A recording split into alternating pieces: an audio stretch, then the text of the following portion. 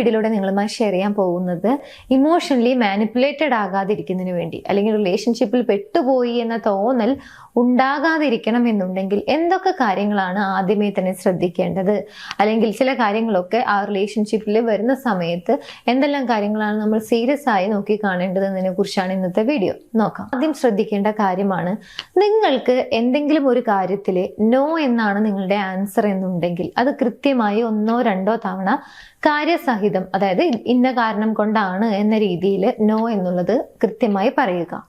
കാരണം നോ എന്ന് പറയുന്നത് പല റീസൺ കൊണ്ടായിരിക്കാം. ഒരുപക്ഷെ നിങ്ങൾക്ക് ഇഷ്ടമല്ലാത്തത് കൊണ്ടായിരിക്കാം, നിങ്ങൾക്കത് ആക്സെപ്റ്റബിൾ അല്ലാത്തത് കൊണ്ടായിരിക്കാം, ചിലപ്പോൾ അറിയാത്തത് കൊണ്ടായിരിക്കാം, ചെയ്യാൻ താല്പര്യമില്ലാത്തത് കൊണ്ടായിരിക്കാം.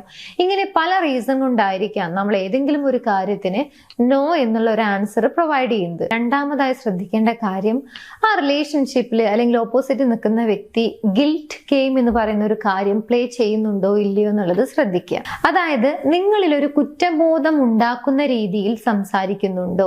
ഇത് 1 or 2 തവണയല്ല പറയുന്നത്, കണ്ടിന്യൂസ് ആയിട്ട് റിലേഷൻഷിപ്പിൽ ഇങ്ങനെ നടക്കുന്ന സമയത്താണ് പലപ്പോഴും ആ റിലേഷൻഷിപ്പിൽ പെട്ടുപോയി എന്ന് പറയുന്ന ഒരവസ്ഥ ഉണ്ടാകുന്നത്. സോ നിങ്ങളിൽ ഒരു കുറ്റബോധം ഉണ്ടാക്കുന്ന രീതിയിൽ അവർ സംസാരിക്കുന്നുണ്ടോ എന്നുള്ളത് നോക്കുക.